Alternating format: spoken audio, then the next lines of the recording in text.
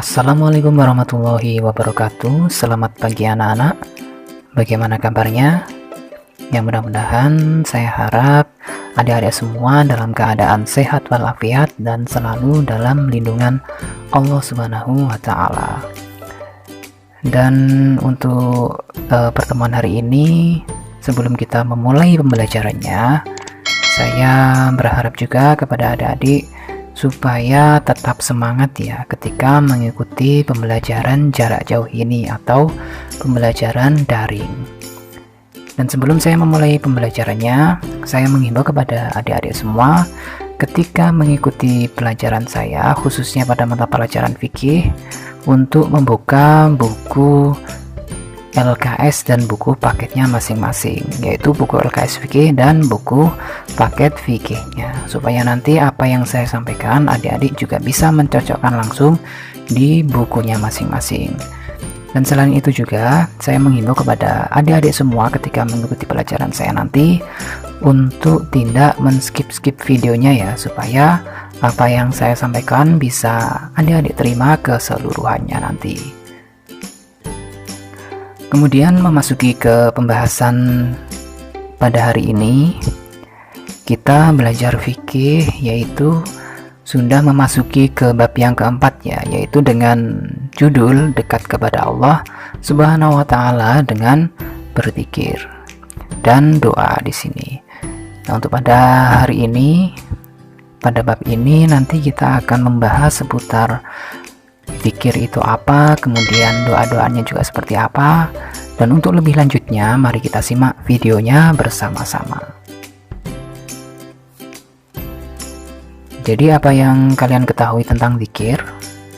Ya, sebelum saya mulai pembelajarannya, saya ingin mengajak adik-adik untuk merenungkan sejenak dan memperhatikan apa yang saya sampaikan nanti.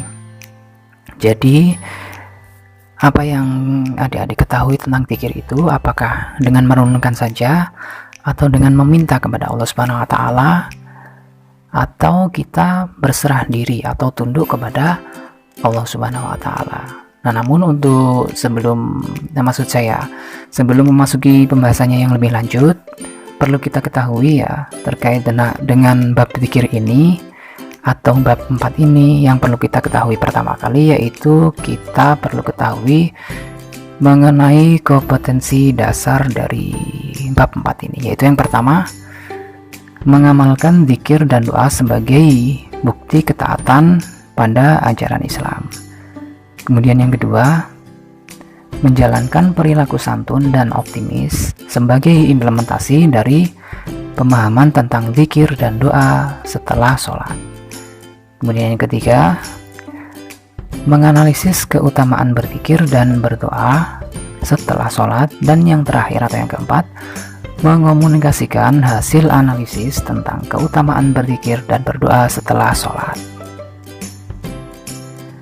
Ya, saya harap dengan kompetensi dasar yang sudah saya sampaikan tadi, adik-adik setidaknya sudah mengetahui gambarannya ya, atau sudah bisa sedikit memprediksi apa yang kita pelajari di bab zikir dan doa ini. Dan langsung saja memasuki ke pembahasan yang pertama, yaitu mengenai pengertian zikir. Jadi zikir itu apa?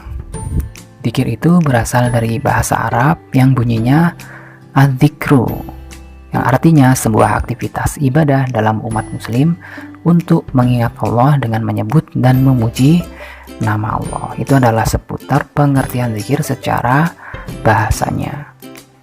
Kemudian kita lanjut lagi mengenai pengertian zikir secara istilah ya di sini ya.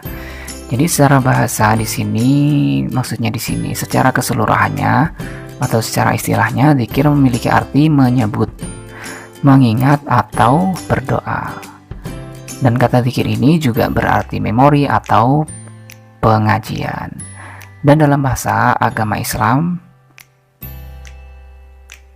zikir ini didefinisikan dengan menyebut atau mengingat Allah dengan lisan melalui kalimat-kalimat thayyibah. Ya, seperti itu ya, itu adalah pengertian zikir secara bahasa dan secara istilahnya.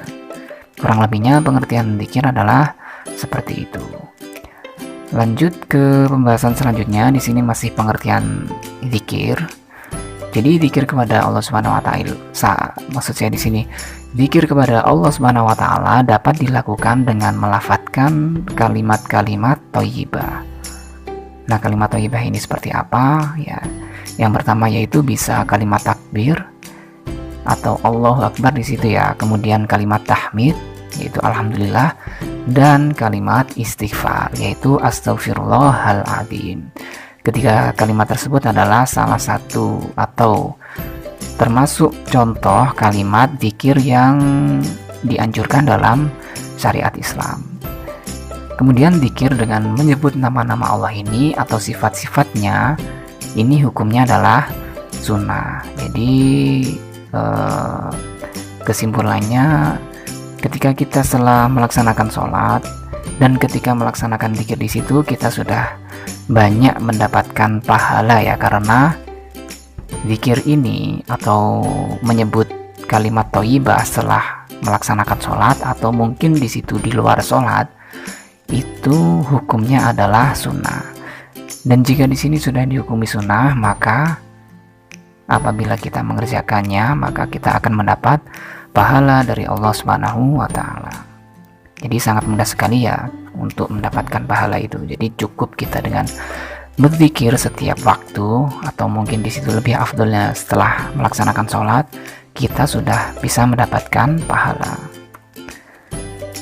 Kemudian lanjut ke pembahasan yang selanjutnya, yaitu adab dan cara berzikir. Jadi caranya seperti apa? Di sini ada kutipan sedikit, yaitu zikir kepada Allah Subhanahu wa taala harus memperhatikan adab-adab yang baik.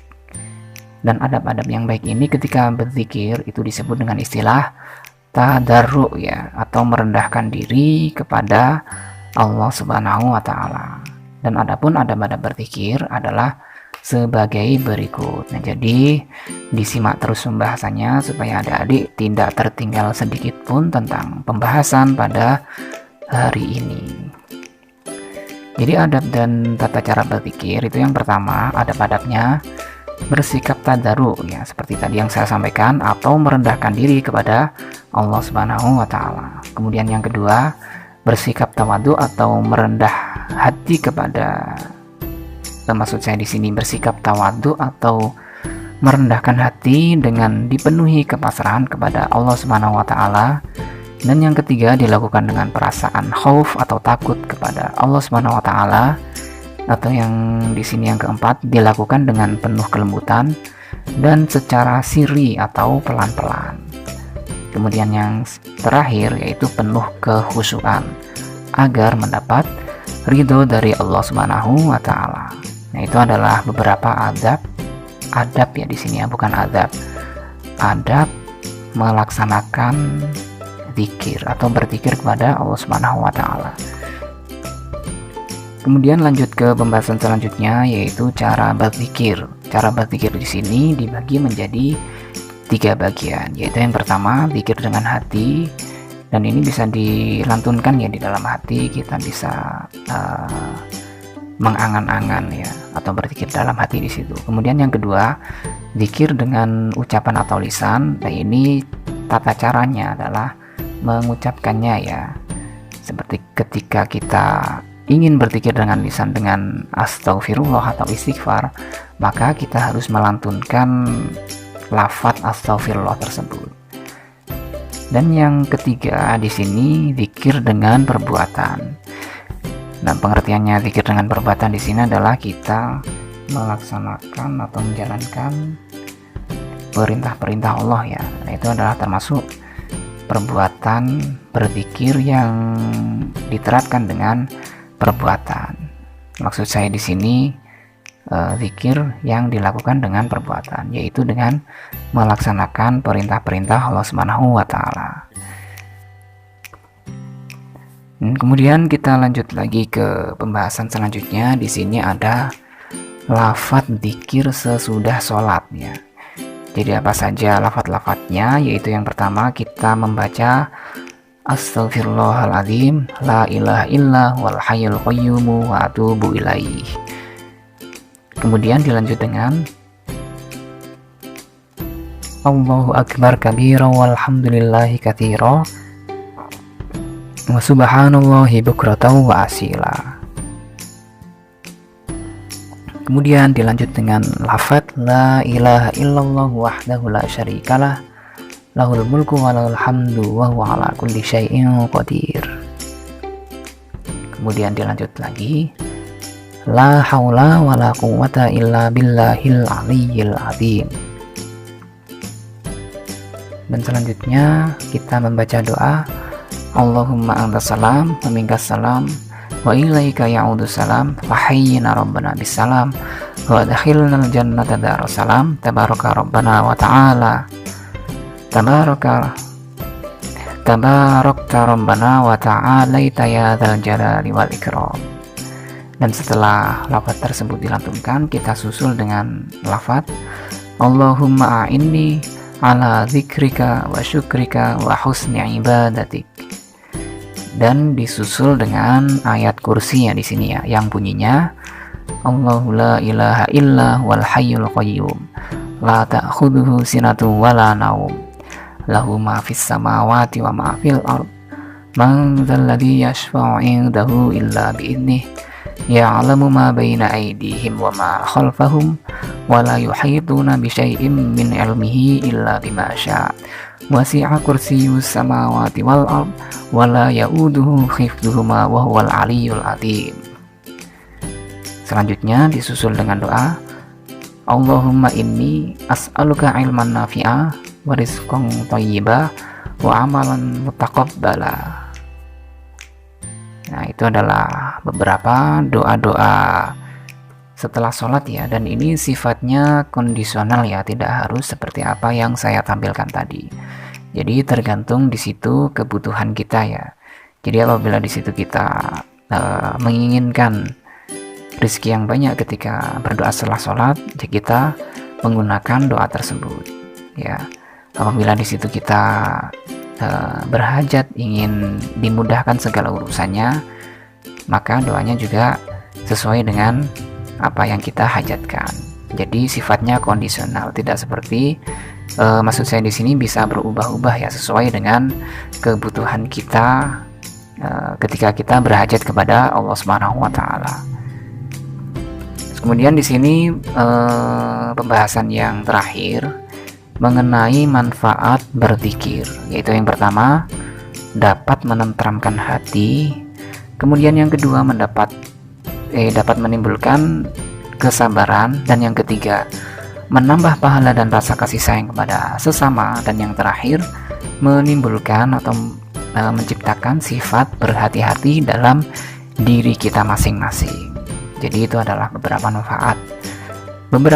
manfaat ya ketika kita berzikir kepada Allah Subhanahu wa taala. Dan mudah-mudahan materi ini bisa bermanfaat buat adik-adik semua dan bisa diterapkan ketika adik-adik nanti hidup di lingkungan masyarakat. Sekian dari saya, ada salah kata, mohon maaf yang sebesar-besarnya. Sekian, wassalamualaikum warahmatullahi wabarakatuh.